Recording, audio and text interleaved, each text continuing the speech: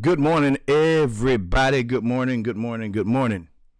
Hey, we've got a lot to talk about. Kind of continuing from yesterday's live. If you did not get an opportunity to check out yesterday's live, I would just you need to check out yesterday's live. Yesterday morning live. So today is a continuation of the same. I'm going to be hitting some things. It's really important that you go back and listen to yesterday because it's kind of the foundation for today. There's some things going on in our world. There's some things that we need to know. There's some things that is happening around us. Nobody's saying anything, and I believe that the church, the kingdom, is supposed to take the lead in a lot of these things that are going on, and that's what we're doing now on Coffee Time. So do me a favor, grab your pen, grab some paper. Hit up a couple of friends. Tell them coffee time is on. Invite them. It's about to go down.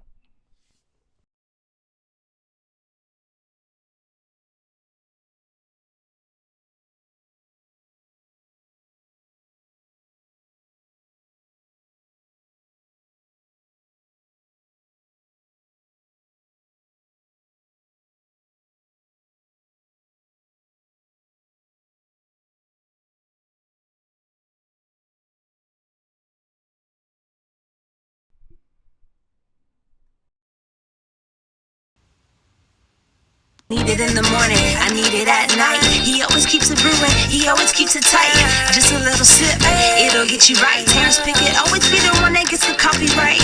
The coffee's right, the coffee's right. In my life, it's never a wrong time or a crime to get what's yours and to get what's mine. Come on, coffee time, coffee time. In my life, coffee time, coffee time. Feels so right. I need a little sugar, put it in my cup. Can you stir it, Terrence? Let me know what's up. And at the end of the show, you can brew another pot. Just make sure you make it hot. Come on. Good morning, good morning, good morning to everybody on all of our platforms. If you are on, say good morning so I can acknowledge you. Teresa Bryant, good morning. Tina White McPherson, good morning.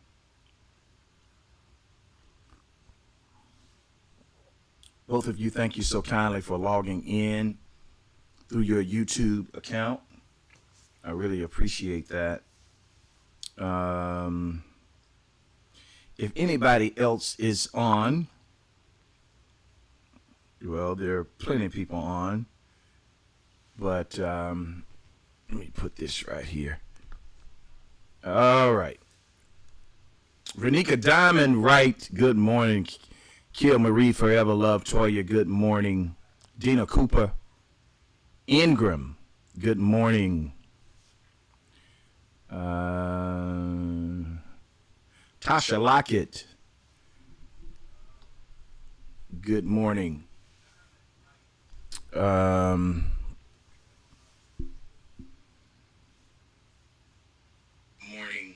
Dina Cooper. All right. So, Dana Nisi, good morning. So, if you look at our topic this morning, it says cluttered morality and no trust in the church.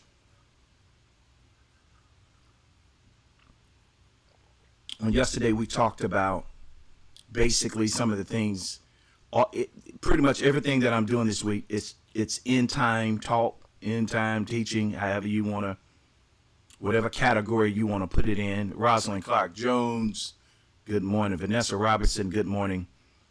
You can place it in whatever category you would like it to put in, but that's what it is. It's end time talk, end time teaching. I was raised in an era where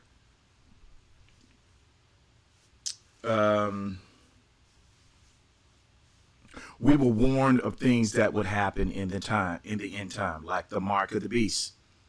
The mark of the beast, the numbers 666.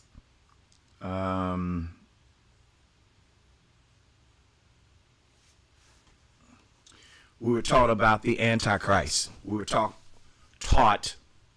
about the Antichrist. We were taught about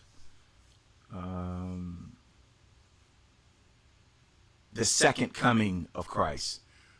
We were taught what to look for in the end times. And this generation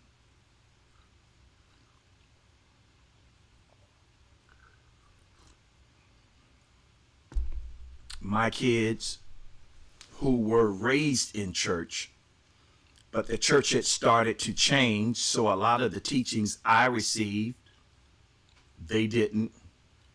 And let me tell you what was happening as the church, as we know it in this Western civilization, as it began to change. Let me tell you what started to rise. As the church was changing, information was increasing. So our children's, their generation, the generation following them, Michelle Bowers, good morning, got exposed to a lot more literature as it relates to history, as it relates to what's factual. Technology began to increase, which caused this next generation to be smarter than we were when we were coming up, because there were more things, more information available. When I never forget when they opened Atlantic Coast, they had it set up that everything was ran pretty much off of the internet. They were using iPads. So this generation of technology, Vonda Oliver, good morning. This generation of technology, oh, no wonder.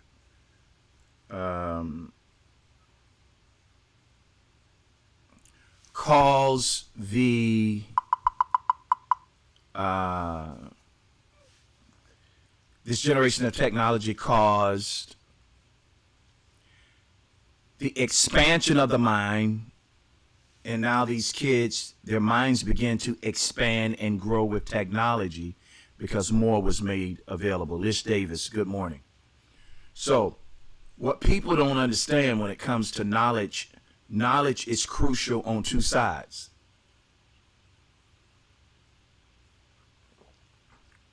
You know, we have to know, as kingdom people, we have to know.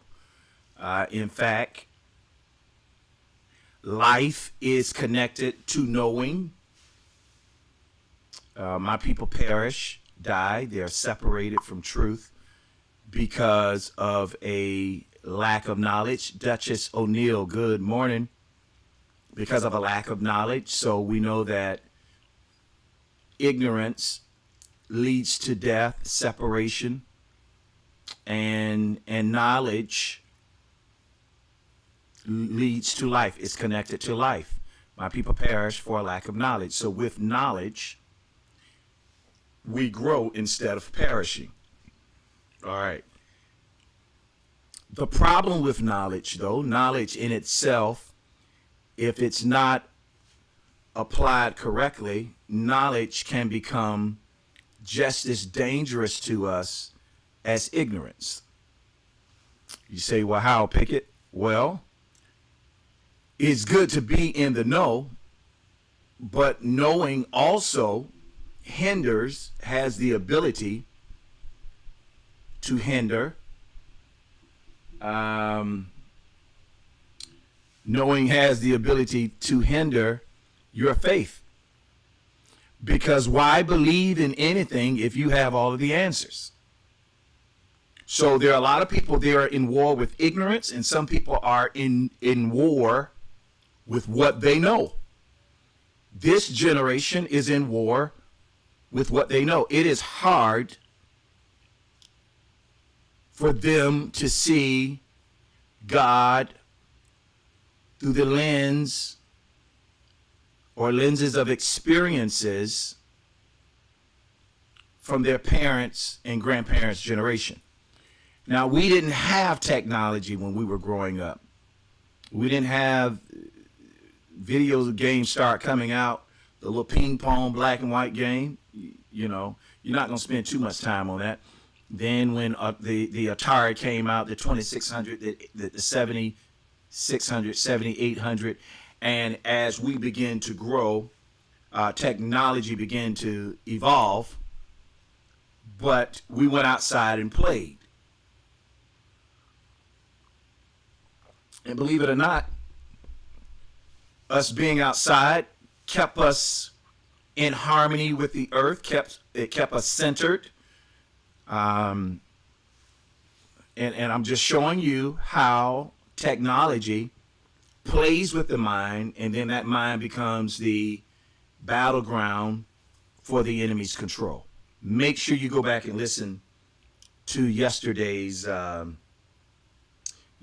coffee time, and do me a favor, invite somebody to share. All right, so we were forced to go outside. We played, we enjoyed, we played all day. Street lights come on, we go in the house. These kids they stay in the house. They're glued to their game. They're glued to their phones. They're not getting vitamin D. And believe it or not, that sun getting out helps your body center and recenter. There's something that only the sun can do. The sun, that vitamin D, not only feeds your body, but it feeds your mind. You know, people talking about how rebellious this generation is. Well, yeah, but a lot of that is fed. They're stuck in their own way, in their own mindset. They don't get outside much. Think about it. They're wired through technology, social media, music leads them. It's their guide, and it has become, in some cases, their God. So with this social media generation, with technology being high, Pretty Black, good morning, good to see you. With technology being high, with this social media generation, with a lack of sun, the kids are more depressed, they're moody, and it's driven by technology through social media, internet, cell phones, iPads. So you have to monitor their time in technology. Make them go outside. You were made outside. Any enemy to you, you can always readily identify, primarily because it goes against what was first. We were created. We lived outside. Even us as human adults, we struggle with depression. We struggle with being down. We have to get up and get going. There are things that God put outside that we have to have. All right? So, now this generation lean more to what they know, to technology, to the internet, and their hearts has never been anchored in the truth the way that we were. We tried to give them what we did not have as it relates to financial luxuries. So now they're spoiled, and they grow up and they feel entitled. Now the mentality is cluttered because there's no true leadership. A lot of parents are trying to be their kids' friends. And these kids, you know, they lose respect when you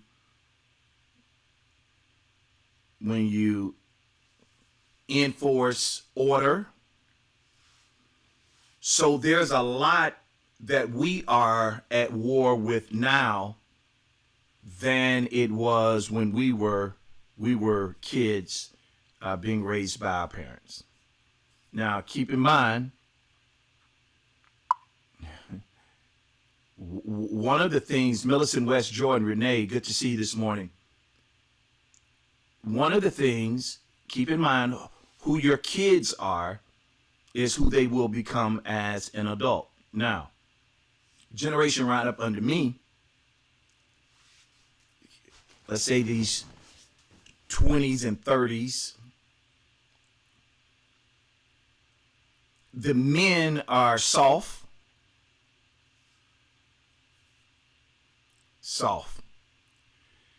Because in a lot of cases, mom was forced to raise these boys,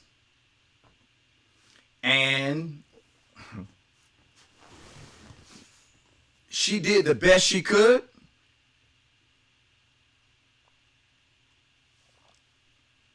Mothers felt like, they want to love their sons, give their sons what they needed, what they wanted, and they mamaed these boys. And a woman cannot transfer masculinity. No knock against my sisters. No knock. But if the father's not in the home, you got to get them around men. Women can't teach masculinity. So now he's in an environment that's ran by women. Kids are sponges. They absorb whatever is in their environment. So now this boy is forced to absorb everything that he sees mom does, auntie, sisters, because there are no men. So in time, he's picked up these characteristics of women. Doesn't mean he's sweet. He is soft. But what made him soft was the environment.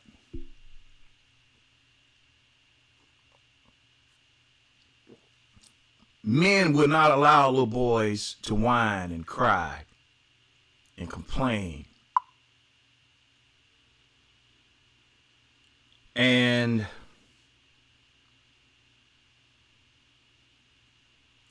now this boy picks up this stuff. He absorbs it in his environment. He's grown now. He's working. And he doesn't have what I like to say, go get it in him. Well, that's because he's raised with video games. He didn't get a lot of sun. And he's been mamaed half to death. So his go get it has weakened, softened, and now he can't keep a job. He gets married. He can't really lead a family because he's been mamaed. So now he depends on the wife to do what he's supposed to do. But he doesn't know because he was not raised in an environment where he had to, or he wasn't raised in an environment where men were there that could show him. Now watch. So through the teasing in school, in life, in some cases his will is broken and he's soft. But now that softness turns into sweetness because he becomes what he hears, starts to try stuff, has no guard. And a lot of the brothers are down low.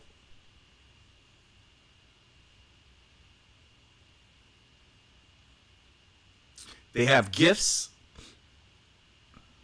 They're talented. But there's a problem in their sexuality. Not just that, a lot of these boys were touched when they were young, boys and girls. They were touched when they were young, molested when they were young, and it helped shape who they are now. So you have more women that are coming out now as lesbians, boys coming out as homosexuals, and we can't demonize them.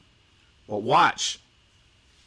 Remember what I said yesterday. The more we see it, the more we hear it, the more we become numb to it, and it becomes acceptable. So in today's time, you come out against a homosexual or lesbian or same-sex couple if you want to, they have organizations that will shut you down. It's gotten to the point where even the church has to be careful with how they talk about it, because the society and the world that we live in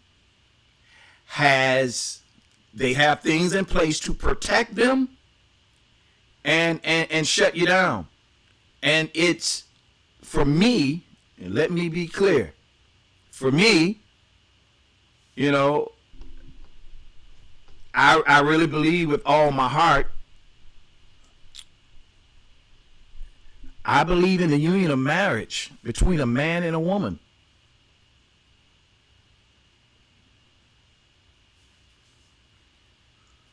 But just because a man chooses to marry a man or a woman chooses to marry a woman, they shouldn't be demonized, and they shouldn't have their rights snatched from them. Now, here's what God does. God made a man for a woman and a woman for a man. I don't care what society says, what the culture agrees with. This is one of the reasons the prophet Elijah had to be fed by a raven, because they were trying to kill him, because what gets you in trouble with the culture is speaking against it.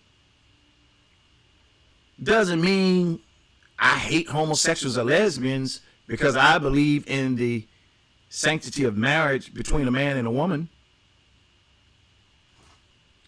I believe men ought to date women. Women ought to date men.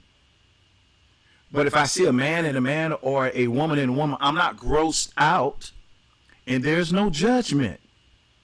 Because who am I to stand in the way of your will and what you choose when God gives you free will? God lets you choose. He does. He gives you a choice. Now you need to know that there are consequences with our choices in the earth, and I believe in eternity. Someone asked me, did I really believe in hell? Do I really believe in heaven? I don't believe in it the way that it's taught, the way that it's been taught.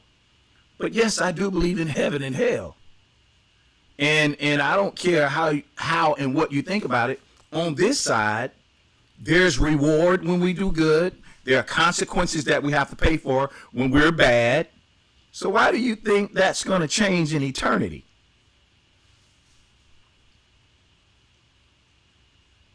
Say, well, we have grace. Yeah, but there are scriptures that says that God's grace comes to an end even on earth. There is grace, and I don't know where God limits are. None of us do. We don't know where it's individually based. There are some people that can get away with certain things because of things that have happened to them. Grace is stronger in their life than others. And then there are some, you can't get away. It's God deals with us individually and separately. And to have an issue, like I have issues. I have things that I fight daily. Some things I win, some days I don't. But just because I struggle doesn't give you a license to do what I'm doing. You don't know my walk. You don't know where my grace is, and vice versa. So I know it's not popular. I'm against hate. I believe there should be love for all people, no matter their sexual preference, sexual orientation. But I still believe that man was created for a woman. So this generation and where our culture is now, it's acceptable. Same-sex marriage is legalized. Thank God they have the same rights.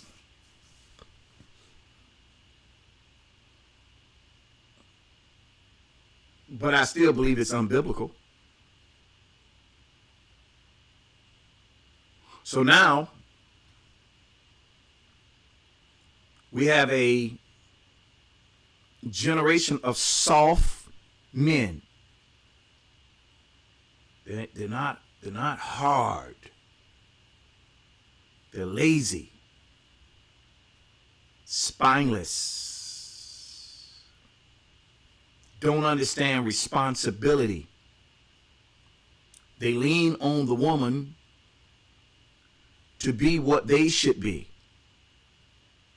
and to have the character and support to support the family. That's not the woman's job. The man is the foundation.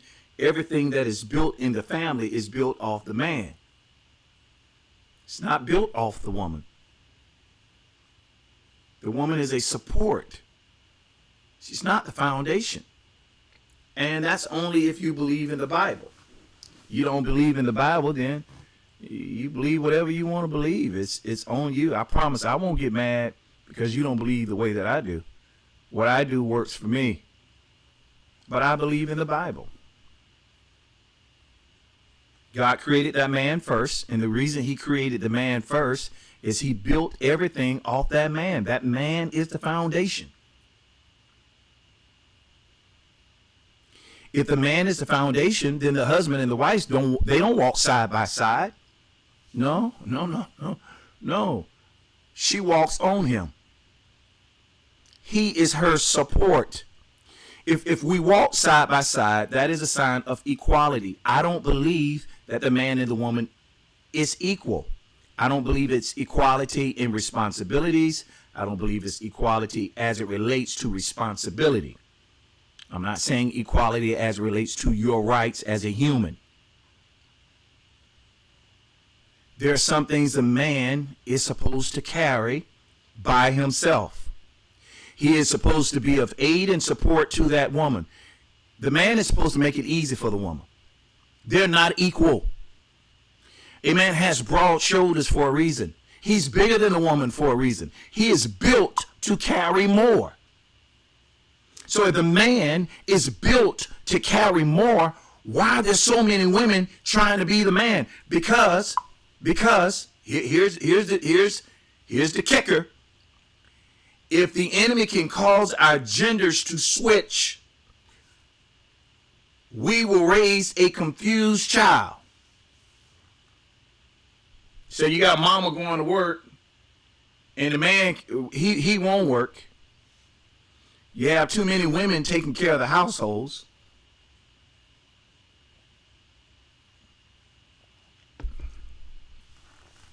You have too many men that will not dream.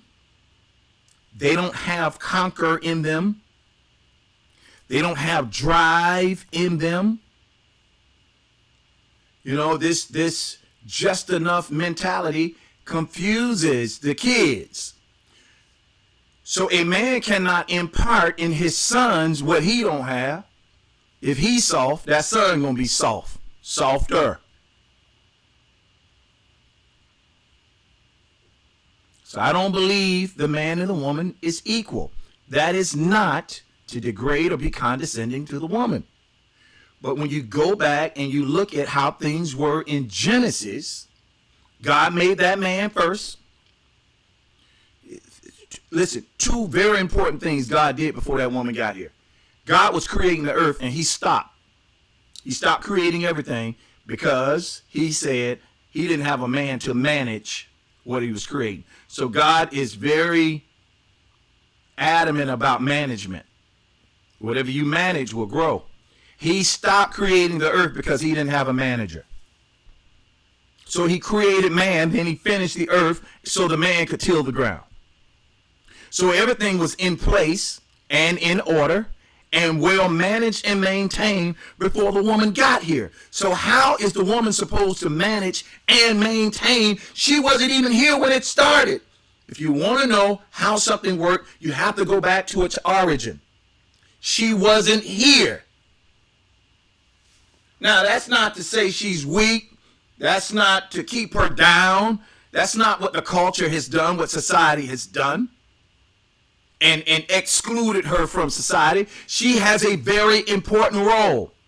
But her role was not to build or manage or be the foundation. That's the man's responsibility. When God put that woman, when he put her in the garden, when he put Adam to sleep and pulled her out of him, everything was ready. Because she was a gift. The gift was given to enjoy what was there.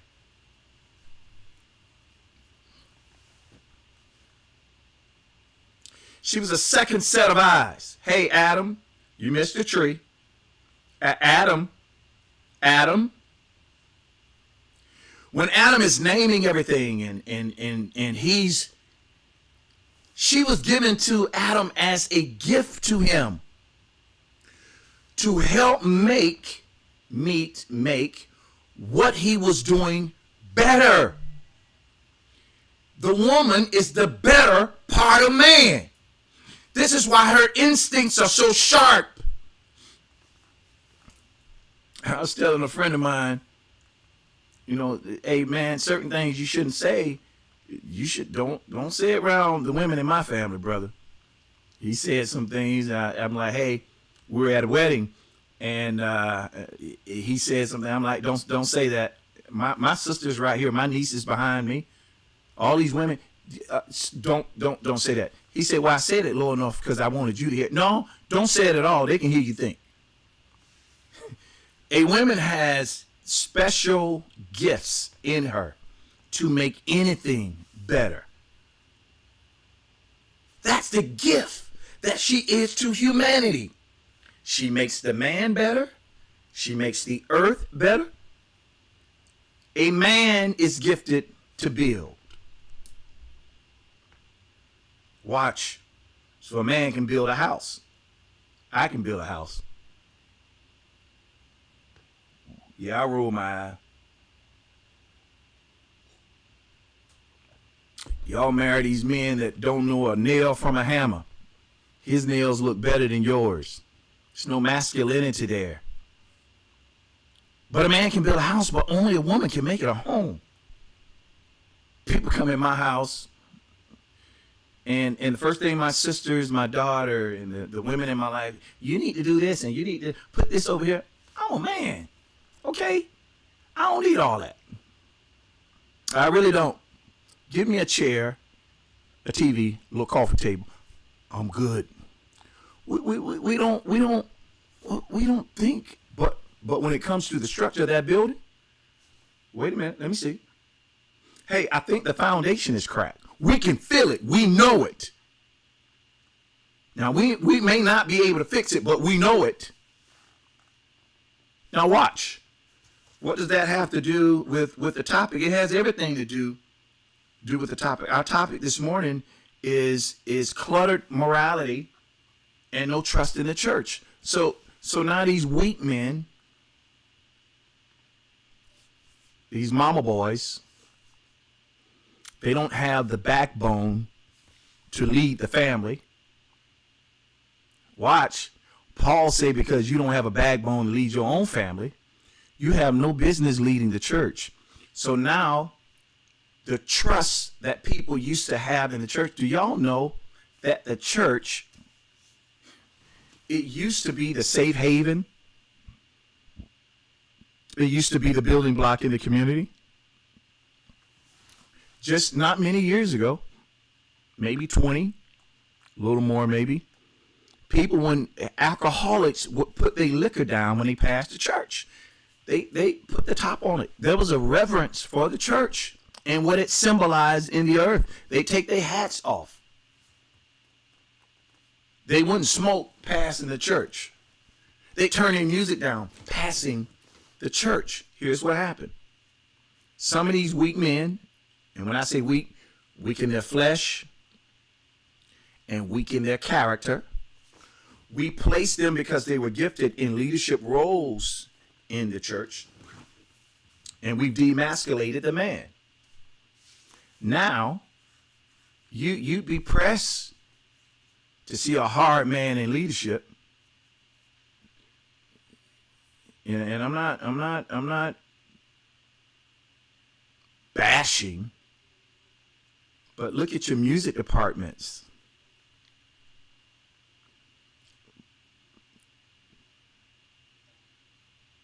A lot of music departments in the church are plagued with homosexuality. The man is out of place for whatever reason.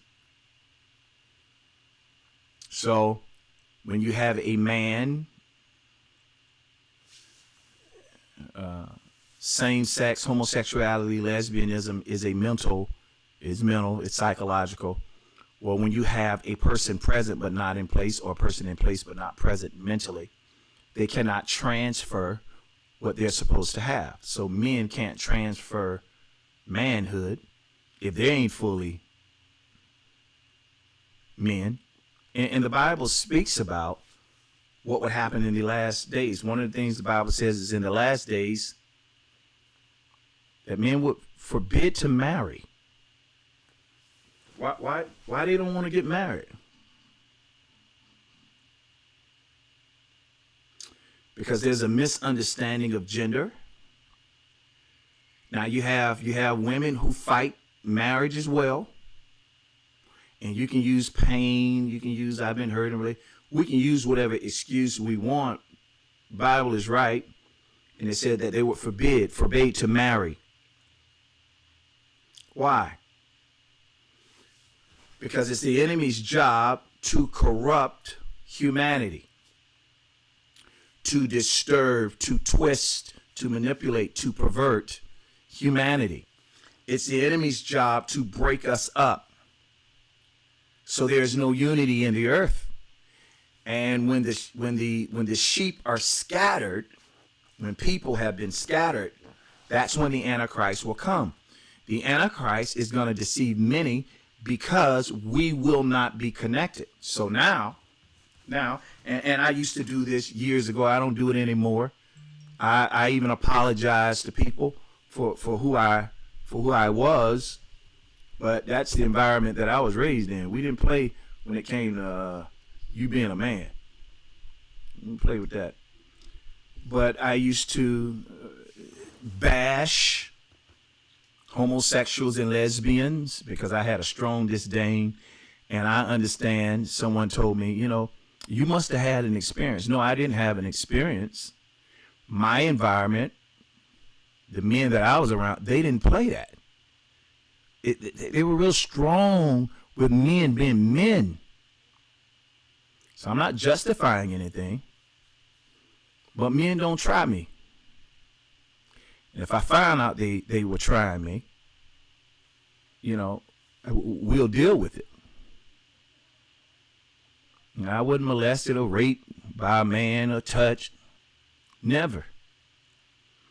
In fact, I let it be known, coming up, we were a little different. You try me, you die. It's one of the reasons I wouldn't go to jail. I'd have to kill myself. I could not be subjected to being taken advantage of. I'm telling you now, God ain't gonna give me no prison ministry.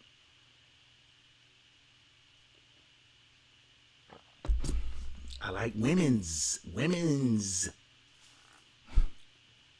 So, Sunshine, 1113, good morning. Jamie Johnson, what's up, bro? So, the culture has been damaged because men aren't where they need to be, women aren't where they need to be. And it confuses. Our morality is cluttered. Everything goes now. There used to be a time if you got pregnant before marriage, it was a big thing. Not now. And this is a part of the end time movement to rock your consciousness to sleep. So things that used to shock us, things that we used to be surprised or shocked at, we're no longer shocked because now we see it all the time, we hear it all the time. It's a part of the culture. And that is how the enemy sneaks in his plan. Watch. There has to be, the Bible talks about the great divide. It talks about how we're going to be divided. And then the Antichrist is coming. So if division is not among us, the Antichrist can't come. If we're unified as one the way we should, Antichrist can't come. So now you have you have women rights, and there are groups that protect women rights. You have same-sex rights, right? Heterosexuals, they don't have rights. Homosexuals and lesbians have more rights probably than any group on the planet, because it's the power of their unity. They'll come together and shut you down. So now you have the heterosexuals preaching, not as much, but preaching against homosexuality and lesbianism. You have homosexuals and lesbians saying, this is who I am, I'm proud of who I am, and you can't talk against me. So there's a divide there. And in the church is really confused. Church don't know what to do on either side. Long gone are the days when you could be sat down because of morality.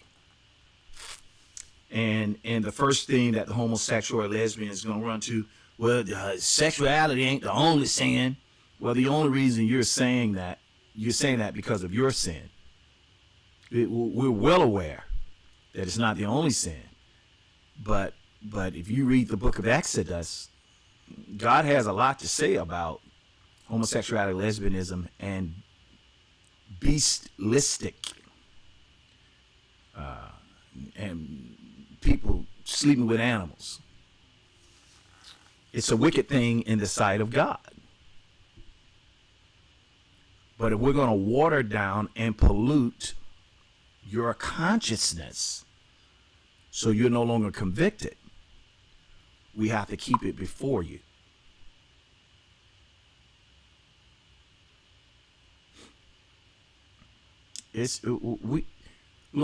We sit in churches and we know the pastor is a whore, but he can preach. We know he's a liar, but he can preach. And then he'll get up when it comes to morality, and he'll preach a message on Judaizing people, and they normalize their conduct by preaching and teaching the message of grace. It's dangerous. Yes, grace, you're right. But there is a level where there's some things that should not be named among you and you in certain positions. It's in that same Bible that you read, talks about the qualifications of leadership. So this morality thing, you have, the Bible says in the last days that men would burn in lust for each other.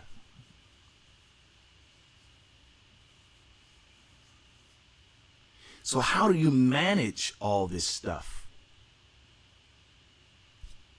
You need to be accountable to somebody. You need to have somebody to talk to. I remember in my day of being promiscuous, that's unhealthy, man. You in and out of all these people's beds,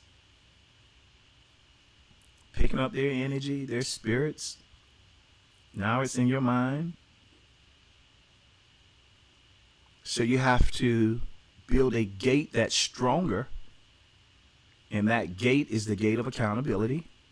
And when you feel like you're going too far, or you should have someone in your life, in your ear, that can tell you who you are. You can't leave it up to yourself to judge yourself and govern yourself. So now the culture is polluted, and everybody's doing whatever they want. And the enemy has us right where he needs us to inject his plan.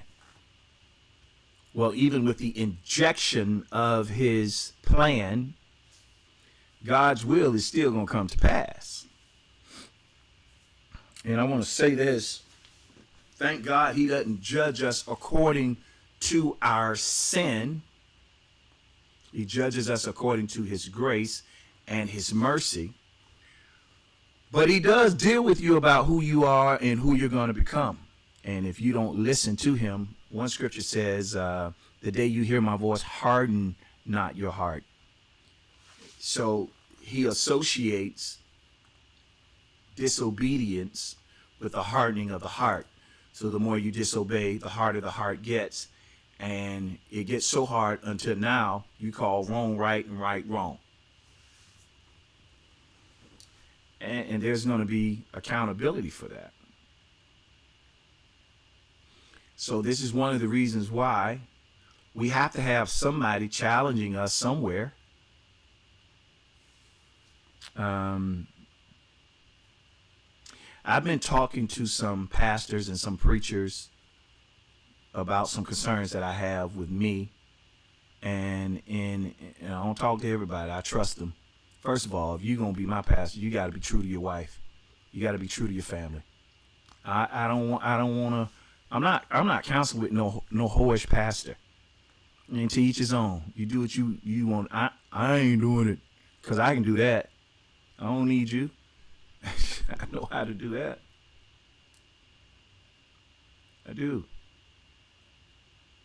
If I'm going to entrust my soul to your care, you've got to be a person of good character. I know how to cheat and stuff.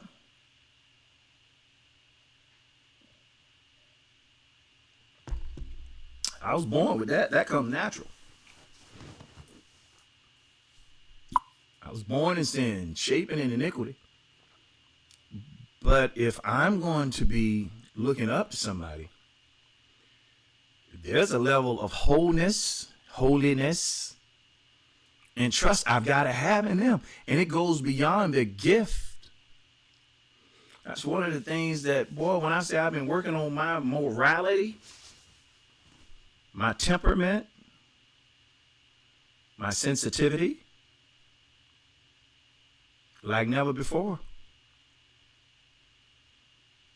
You can't lead nobody and you're a mess. You got these, I'm telling you, these mama boys in the pulpit emotionally handicapped, and because they're gifted, they're leading.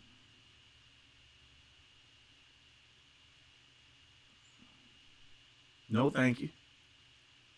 And I ain't judging you. You just can't lead me.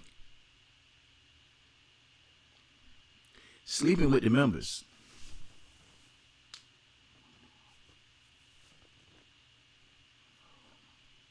It's acceptable. It's not a shock. And we readily dismiss it as, well, he's a man. Don't put your trust in man. Trust God.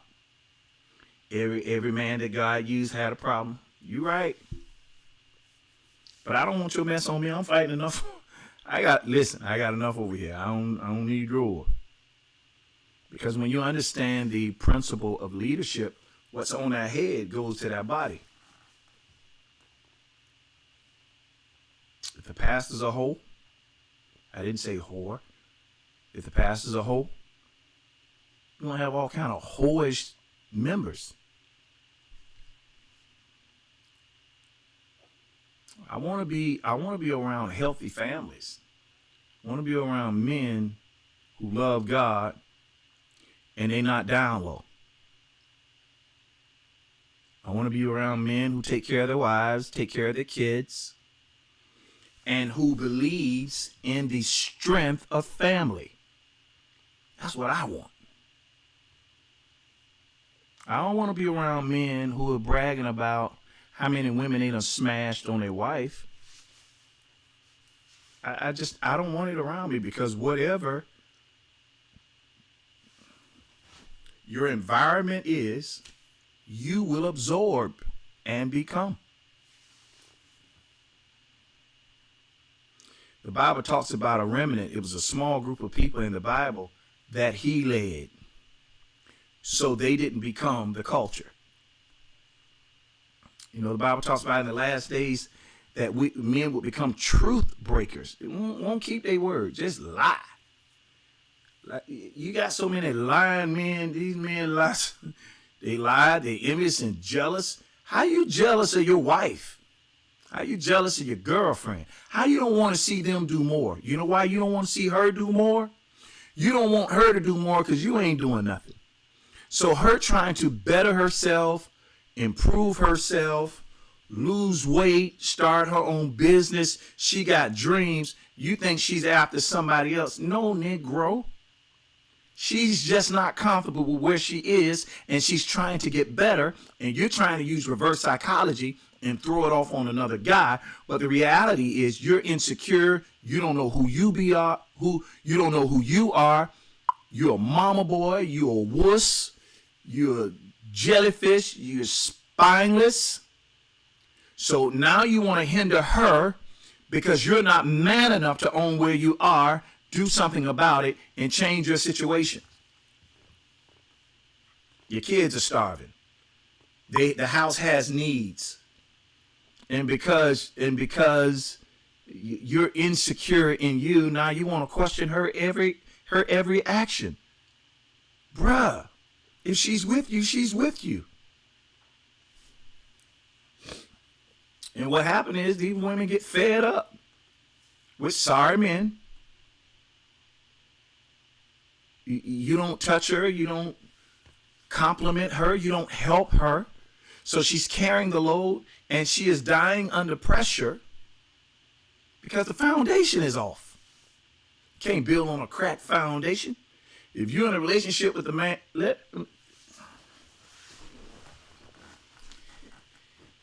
here's when you know a man has a cracked foundation. Y'all been together for years. You share a lot, maybe even kids, house, whatever. You don't ever talk about marriage. He doesn't ever talk about doing better. You know, if you have a entrepreneurial mindset and you want better for your life, you need to link up with somebody who has that same mindset.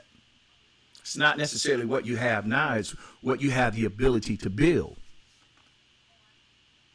So you hook up with someone who doesn't share your dreams and aspirations, and slowly but surely your dream begin to die trying to keep them alive.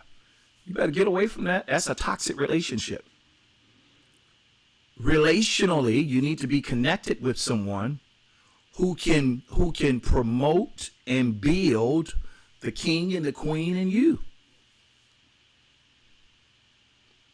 One of my brothers last night, he and I were on the phone for about 2 hours.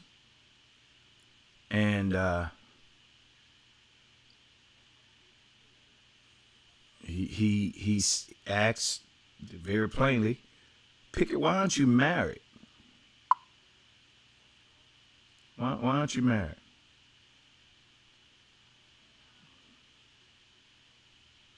And I reminded him, well,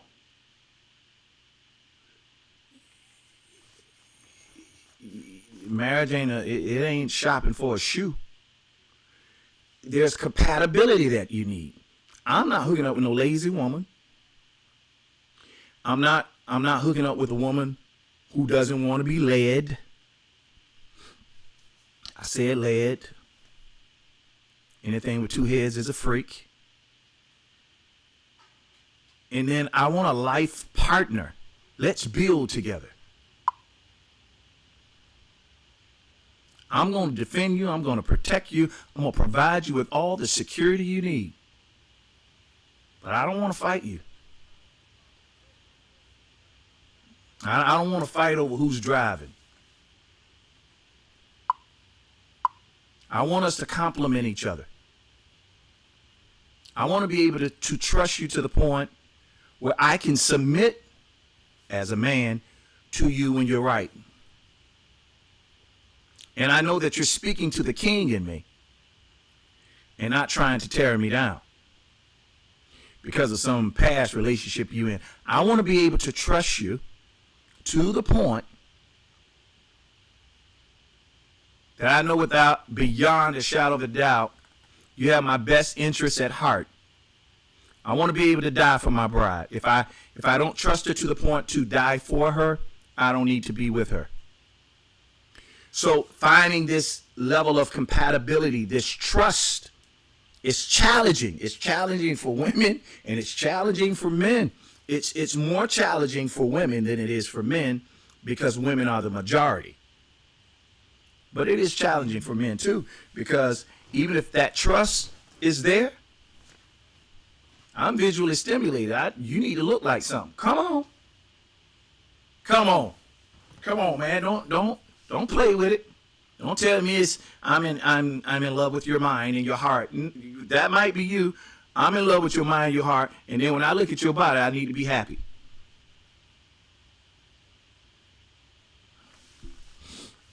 So finding all of that in one spot, and I don't need somebody to know a bunch of scriptures, but you need to love God.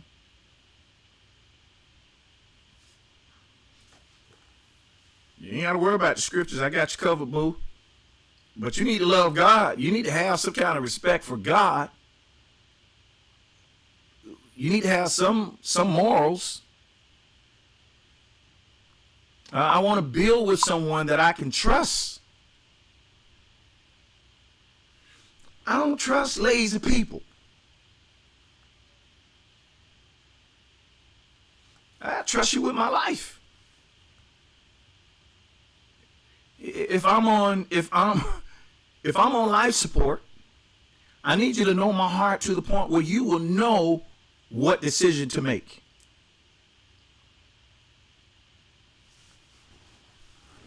If I had cancer, I need somebody that's in my corner that's going to be praying for me, believing for me, rooting for me. Not someone when you walk in the room, I want to die. And that's men and women. Some of these jokers, you get to the point where when you look at them, you're frustrated. Just, there go my bro right there, Derek Dexter Cole. What up, bro? He and I was talking last night about this. He challenges me. He does. And you know, it shouldn't be in a relationship where your person comes in the room and you're frustrated. You shut down because they sorry or you can't trust them. Let me say something to the men and then I'm going to say something to the women. Bros, listen to me. Honor her as a queen. My sisters honor him as a king. And when you have a king and a queen, you will understand the roles and everybody can stay in their lane and we can be happy. Bruh, you got to be a man to her. You got to provide her security. You can't be lazy, scared to work. She got to provide and take on 2 and 3 jobs to keep the family together. Negro, you need to be whooped. You're the man. Stuff breaking down around the house and she got to find somebody to fix it. No, that's you, bro. That's your job. The job of the man is to make things light for the woman. Now, ladies, now he's making things light for you. He's your security. Don't nag him. Leave that man alone. Be his peace. Especially you got a mustache, girl. Be his peace. You don't have no edges. Be his peace. No, real talk. Be his peace. He's got a lot on him, especially black men. He doesn't want to come home. He don't want to go in the world and fight everybody and then come home and have to fight his wife. Because she don't trust nothing he does. Well, he shouldn't have gave me a reason not to trust him. Girl, shut up. You don't trust because you're insecure. And you're with a king. And you don't feel you deserve a king. And you're carrying the baggage of your past. So because you're carrying the baggage of your past, you're going to put all that on him. You don't trust him because of the tendencies that you've seen in other relationships.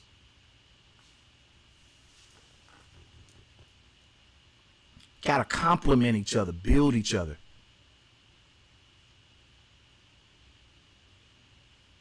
Compliment, build, compliment, build. You know, I need to be with somebody when she walk off, I still look. Yeah, praise. Look what God gave you, girl.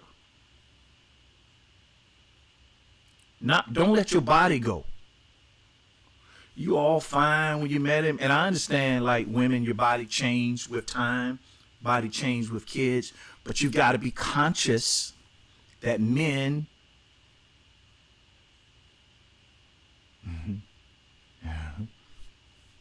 are driven by what they see.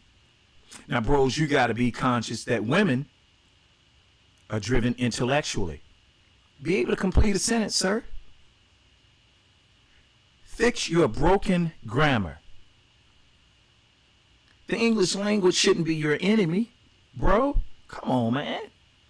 And if you packing too small, you're going to have to find a way to accommodate. God gave you a mouth, sir. You can't satisfy one place, try something else. Because it's important to her, too. Women like sex just like men like sex. I don't know why we think it's all men. No, she wants to be satisfied. Sir, she's sexually frustrated with you, and you're not working. You don't bring anything to the table, sir. And then, even if you're good in bed, sir, you need a job. Because she'll train herself to go without before she keep allowing you to kill her. You got to do what you got to do to please who you're with.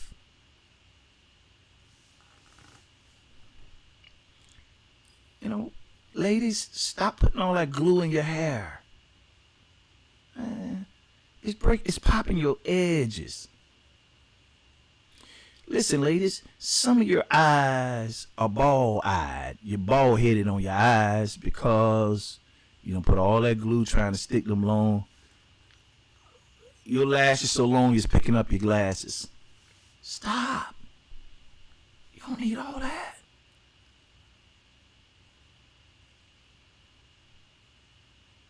Less is more.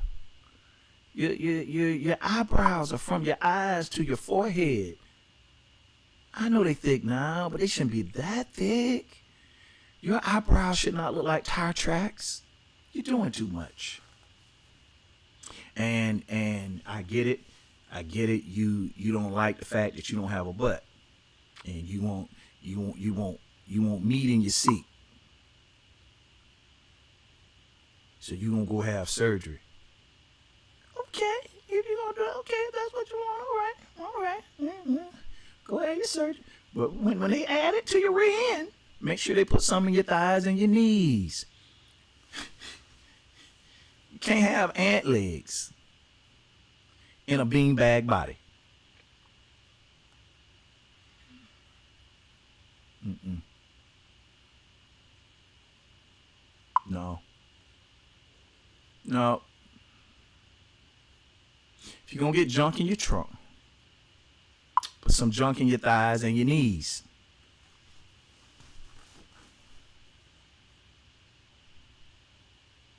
Then you put all that you put all that meat in your seat, and it's not properly proportioned, and it causes you to walk funny. Now your knees knocking. So you knock knee and you got all that.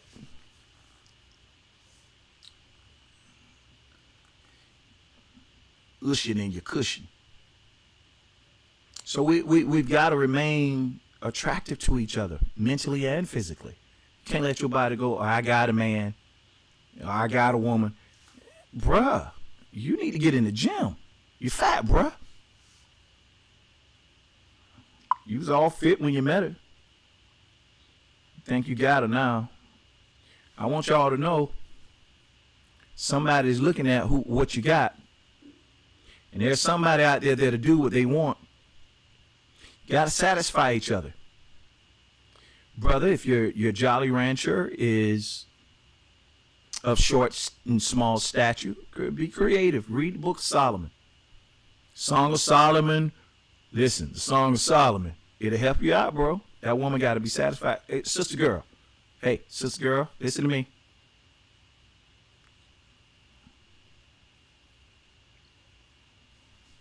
Don't stop shaking your tail feather. Got to keep each other happy, keep each other satisfied. Ladies, you keep him empty, he'll keep you full. You won't have no desire when he leave the house. Say this last thing and I'm out.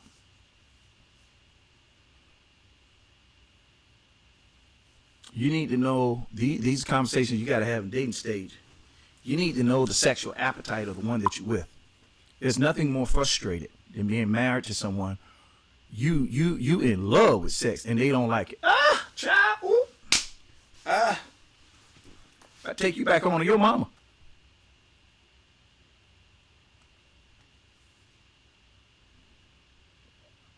Usher prophesied to y'all.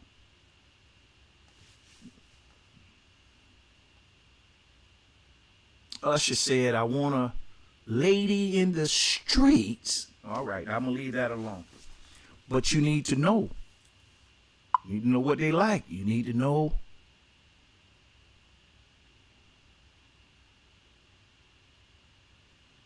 Brothers, articulation is important to the ladies.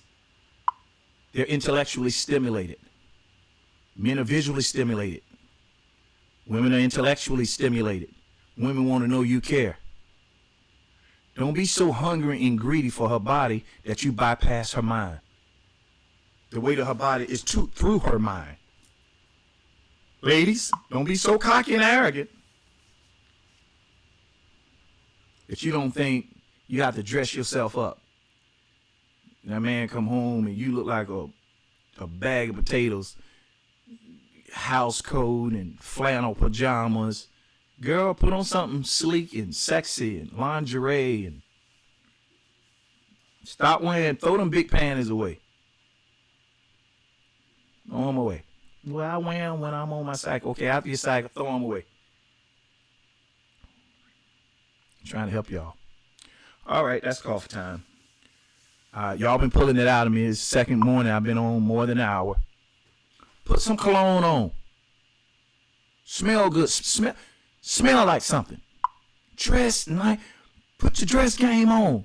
Do your hair. Stop going out. That's the other thing for me. I got to have a woman that can dress. I like fashion. You ain't going nowhere with me looking like an old maid. I like fashion.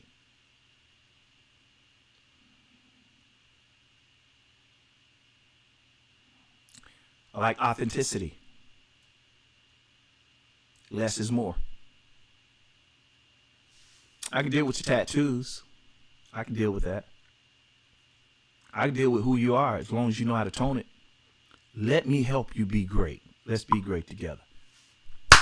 Hey, for those of you that support me on a monthly basis, I appreciate you. For those that want to start, you can start today. You sure can. You're the reason I do what I do. Without you, I can't get it done. I don't have the support of the government. I'm not in bed with nobody, so I can say what I want to say. I am accountable, but I don't owe the government nothing. So if you like to start supporting us, there it is. $ sponsor coffee time. We need your support, your financial support, as well as your physical support. Make sure you tell somebody. We're on every morning at 8:30 for the most part. And thank you. I enjoyed you all today. Remember, you rock. Look extra special today. Yeah. Look extra special today. I'm going to go cut my hair. And I'm going to put on a suit today. I have one meeting. But I got a lot of other work I got to do. But I got one meeting. I'm going to walk in there. I'm going to shut it down. Put my smell good on. I'm going to shut the meeting down. I might, if I hope I get the deal. If I don't get the deal, still look good. All right. I'm so glad God called us to do life together. Without your ears, I don't have a voice. I don't have a voice. You make this possible. Thank you for your love, your kindness, as well as your support, not just now, but through the years. I appreciate you. I'm glad God chose us to do life together. We're here to help each other. As I talk and help you, I need you to give and help me. Tell others about what we do. All right? You were born to win, predestined to succeed. There's nothing that can happen today The wisdom on the inside, if you can't handle it, you've got to calm down, slow down, shh. Be quiet, use emotional intelligence, trust God, and let wisdom speak for you. When wisdom speaks, you will always win. Do something for yourself today. Treat yourself. Look good. All right, remember to think higher, speak life. Peace out.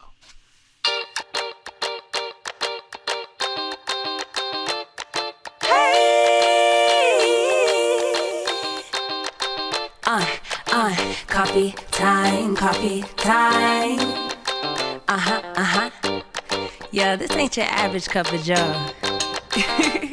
Listen, I need it in the morning, I need it at night. He always keeps it brewing, he always keeps it tight. Just a little sip, it'll get you right. Terrence Pickett always be the one that gets the coffee right. The coffee's right, the coffee's right in my life. It's never a wrong time over crime to get what's yours and to get what's mine. Come on. Coffee time in my life. Coffee time feels so right. I need a little sugar, put it in my cup. Can you stir it, Terrence? Let me know what's up. And at the end of the show, you can brew another pot. Just make sure you make it hot. Come on.